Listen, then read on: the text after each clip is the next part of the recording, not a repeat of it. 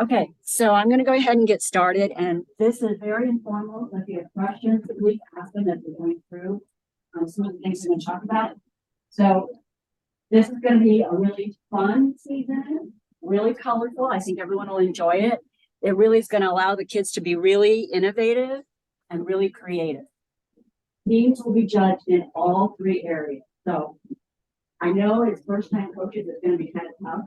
I mean, you're going to have your teams working on creating a robot and a project. It's a lot of work.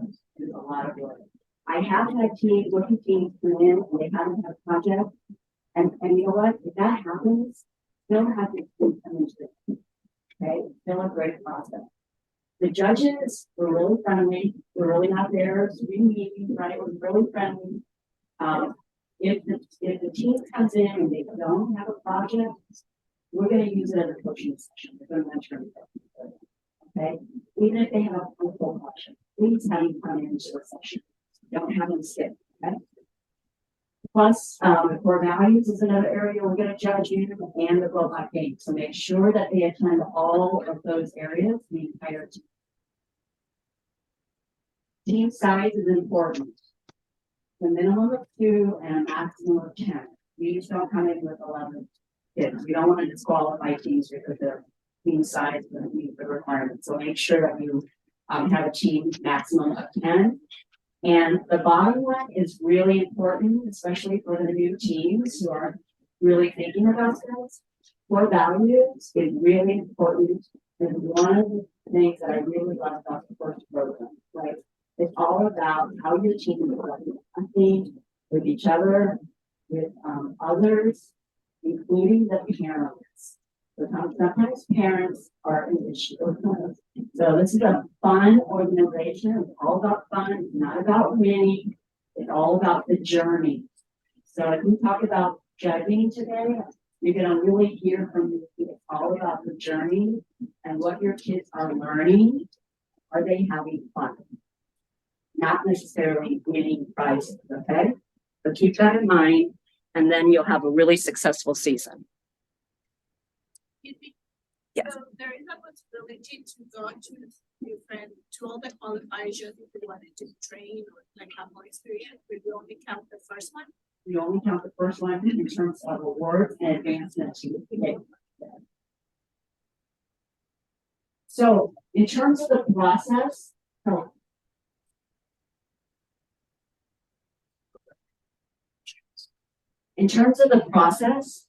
this is what your teams will go through in terms of coming to the judging room.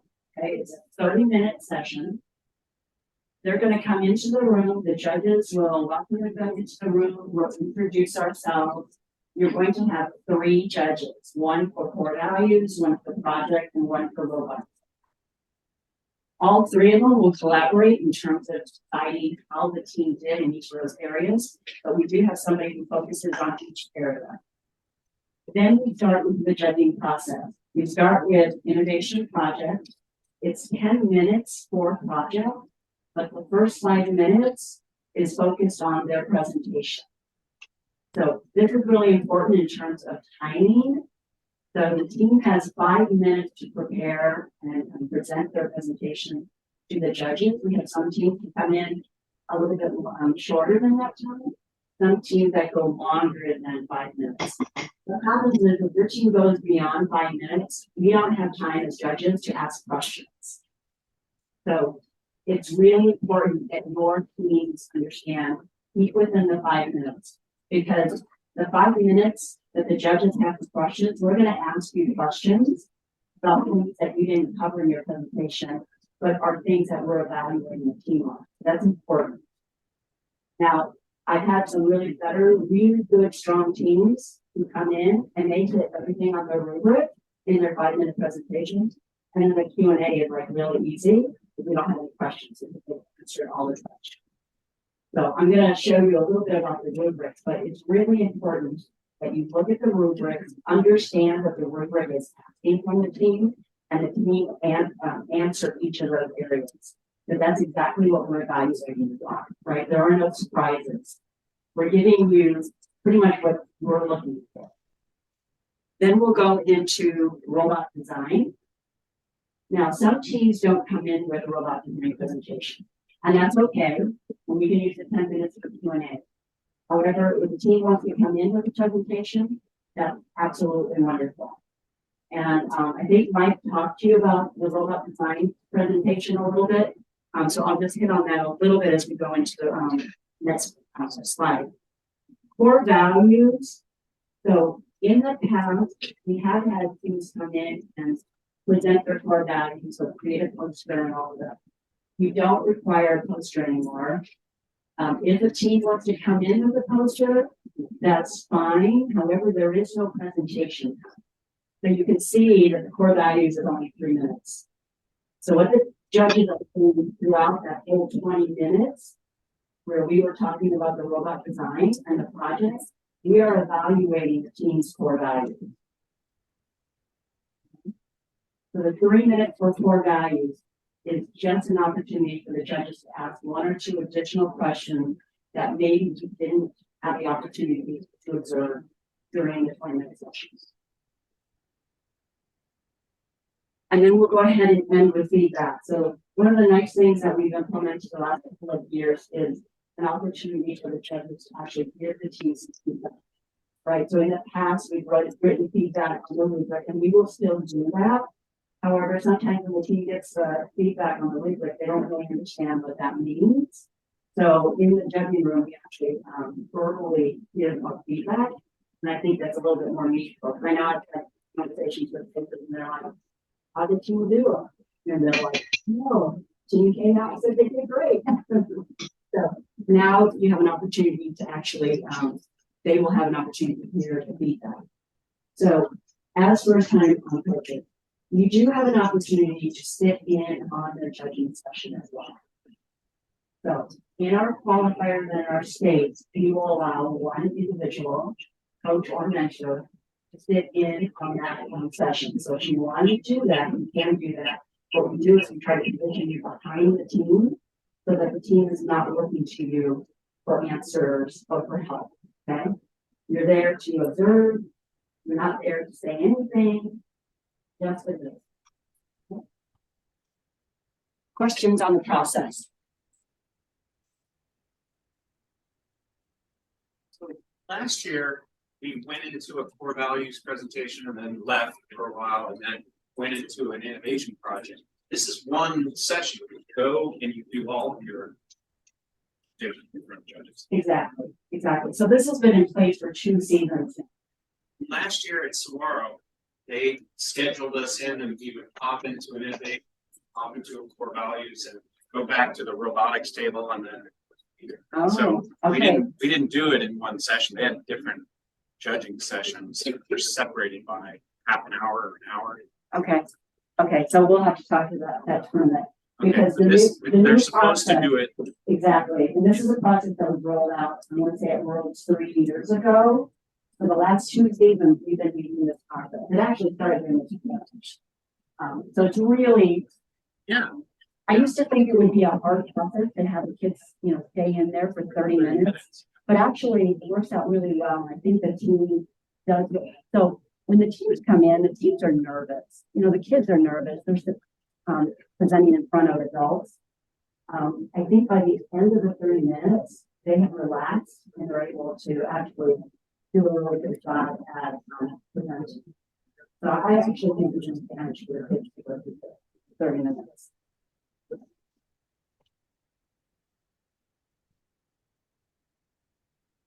I don't know why I couldn't get advanced though. This is where I had a problem before. Why won't my sign advance? So do I have to hit that?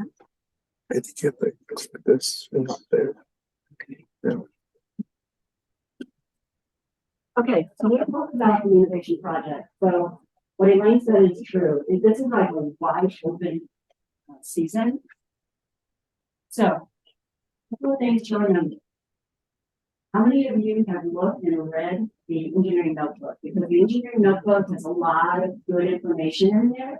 And I really think that you and your team needs to go through there. There are some hints in there that you can go through that will help the team. But a couple of things to keep in mind. How do you use technology? Okay, so First is a STEM program, so keep in mind technology. I have had teams come into the session in prior years where they have a great idea, great project, but there's no technology involved. So that's an issue, right?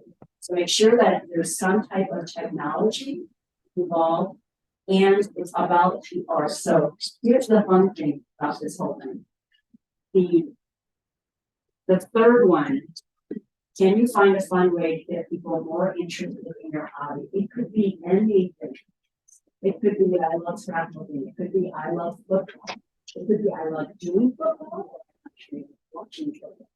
How do I get others interested in my hobby and my interest? Using technology.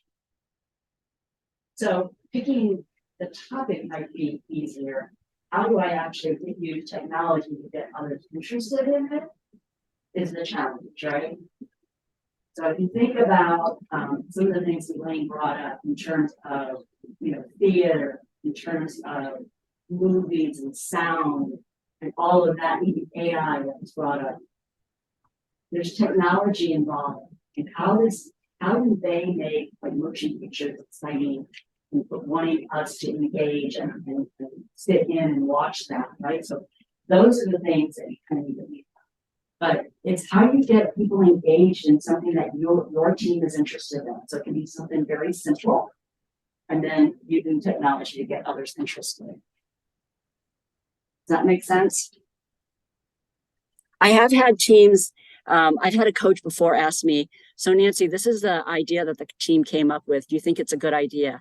I can't really give you my opinion because it's really the whole project presentation piece is them conveying to the judges how it does make sense, how it does connect with this topic, right? So to just tell me what their topic is, I can't really assess that because I don't know how the team is going to go about actually engaging me, right? Because their presentation is going to do that. So they have to do that during their presentation.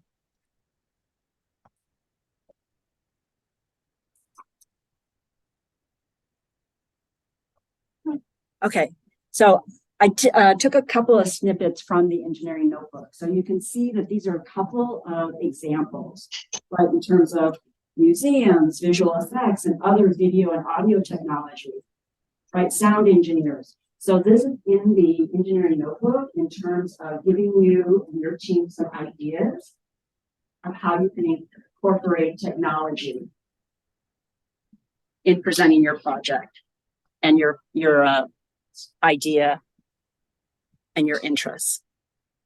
So please make sure that you look at that and use it as a reference.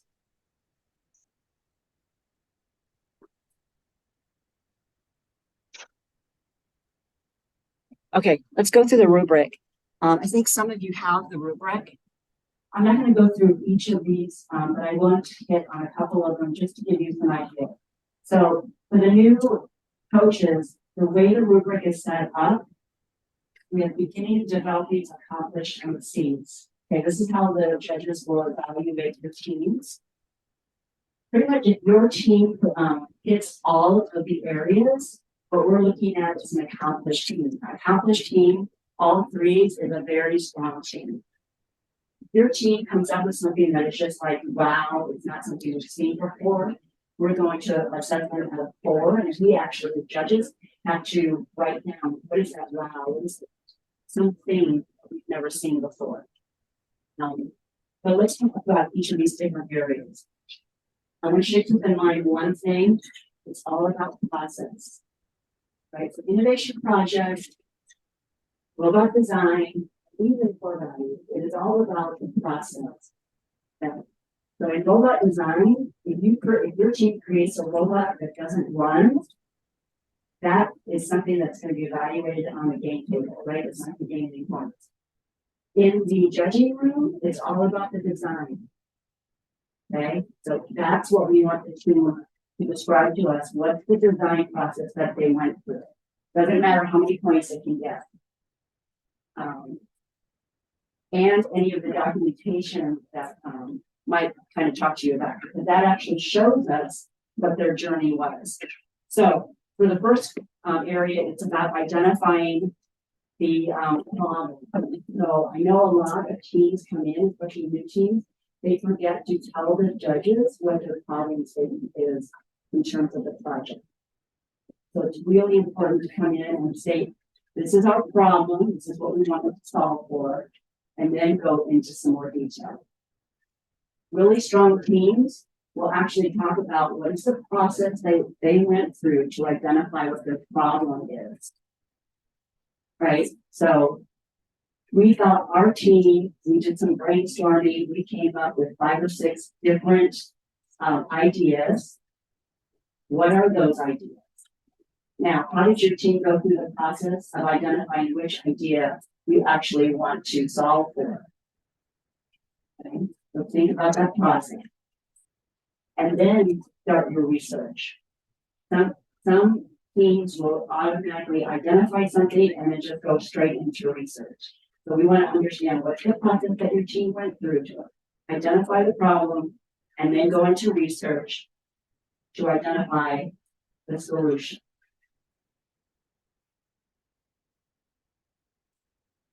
Creating the solution. So it's really nice to understand the development process of it. But here's where if your team starts with one solution, it would be nice if there's something team could change their mind and switch something out. That's great. We want to understand as judges what's the thought process and the journey that your team went through. We started with this, we changed our minds and we went to something else. These are the reasons we changed our mind. It could be we did more research and we found that we just couldn't find enough information to support our original. Right? It could be as simple as that. So we want to see the different iterations. Right? So if you think about the robot design process, we talk about iterations. Same thing here, whatever different iterations your team is going through to build that solution. So the iterate on here for project is something that always gets left behind, especially for new teams. You need to share them. You need to share your solution with someone. It could be family, it could be schools, it could be with professionals. So if you bring in professionals early on as part of your research, use them as your feedback influence. Like go back to them and say, okay, this is what our team actually came up with. What do you think? And get their feedback. And ask, what is it that we can do about it? How can we change this to make it even better? So I've had teams, really good teams, they will go back through that iteration process time and time again. So they'll go back, they'll get feedback, they'll make their changes, they'll go back again, get feedback. Now what does it look like? They'll make more changes. So they will document and they will show the judges each of the steps, right? We went through 3 iterations. These are the things that we changed in each iteration and the reasons why. So it's important for your teams to be able to explain to us the reasons why for the changes.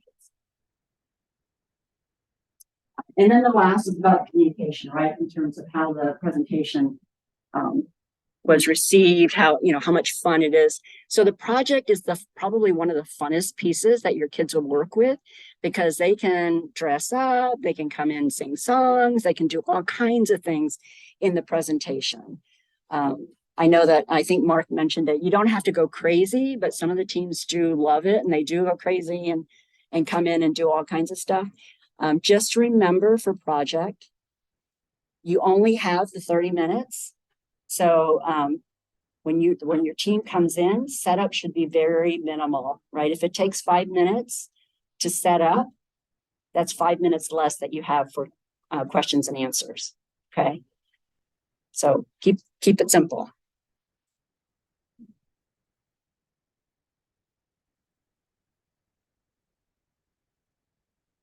Okay, so I'm just going to touch on this lightly because Mike has already covered it. Same thing about the robot design. It's all about the process. What I have seen is that kids are so excited about it. They just love how they build their robot. The team will come in and they will talk about their robot. You know, my robot has, 5 wheels, it can do this and do that, it can, all this stuff. On my attachments, they're so proud of their attachments. That's great. But we're not really interested in just that what. We're interested in the process to get to that what. Does that make sense? So sometimes the team spends too much time on talking about all their fun things on the robot. And what we really need to hear about on the robot, you look at the rubric, we need to really understand what is the strategy behind the mission that you selected? Why did you do that? Which missions are you selecting and why? How did you create your attachments? Why? How many iterations did you go through to create those attachments? I've had teams that come in and say, we started with this attachment to do mission 6. However, it didn't work after we tested it several times and we moved to something else. And this is what it looks like now. So that shows us the journey that their team went through in terms of creating the attachments. And the same thing on the robot, right? What's the journey that you went through? Because you didn't just start with your robot that you're showing us right now in day 1. You actually went through a process of deciding this is what the robot's going to look like. Originally you had X type of wheels. By the time you showed us, it has different. Why? Why'd you make that change? And when Mark said document along the way, it's important because by the time you get to the tournament, you're going to forget what you did on day 1. You are going to forget everything. So, and I know the kids do not like to document. I know that's not something that they like to do. My son doesn't like to write, right? That's not something he liked to do either. But hopefully there's somebody on the team that can help document. Even if they take pictures, right? The kids are really good at taking pictures. So maybe you take pictures along the way.